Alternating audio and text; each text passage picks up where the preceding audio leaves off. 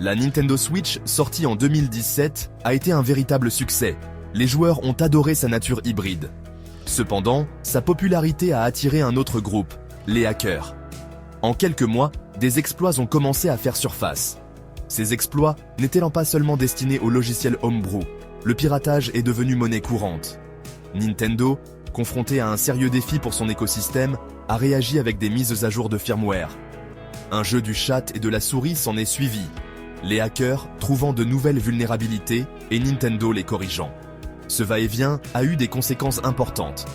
Pour Nintendo, cela signifiait détourner des ressources vers la sécurité. Pour les utilisateurs, cela s'est traduit par une console en constante évolution, parfois au détriment de la stabilité. La scène du piratage, cependant, a prospéré, avec des firmwares personnalisés et des modifications devenant monnaie courante. La Switch originale, malgré son succès commercial, était devenue un terrain de jeu pour ceux qui voulaient exploiter ses faiblesses. La vulnérabilité de la Switch originale provenait d'un défaut matériel, spécifiquement dans sa puce Tegra X1. Ce défaut permettait aux hackers de contourner les mesures de sécurité de Nintendo et d'exécuter du code non signé. En gros, ça leur donnait les clés du royaume. Cette vulnérabilité, surnommée fusée gelée, a été une avancée majeure pour la communauté des hackers. Elle a permis le développement de firmwares personnalisés, ouvrant les vannes au piratage et au homebrew. Nintendo, prise au dépourvu, a eu du mal à corriger cette vulnérabilité matérielle. Bien que les mises à jour logicielles puissent atténuer certains risques, le défaut matériel sous-jacent persistait. Cela signifiait que tout modèle de Switch original, quelle que soit sa date de production, était potentiellement susceptible d'être piraté. Voici la Nintendo Switch Lite en 2019, une version plus petite et plus abordable de la Switch. Cependant, ce n'était pas seulement sa taille et son prix qui étaient différents. La Switch Lite présentait un changement de conception crucial, des Joy-Con non détachables.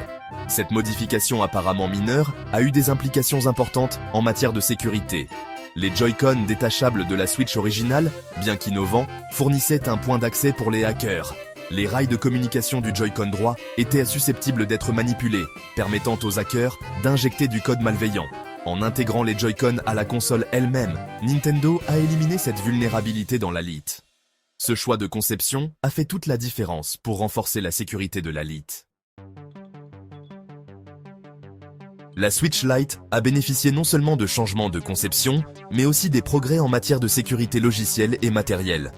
Bien que les détails exacts soient souvent gardés secrets, il est clair que Nintendo a tiré des leçons des vulnérabilités de la Switch originale. On pense que la Switch Lite possède une puce Tegra révisée, potentiellement corrigée pour remédier à l'exploit fusée gelée.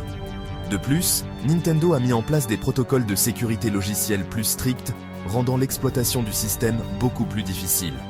Ces mesures combinées ont, jusqu'à présent, rendu la Switch Lite beaucoup plus difficile à pirater. Bien qu'aucun système ne soit totalement inviolable, la Switch Lite représente un pas en avant significatif en matière de sécurité des consoles.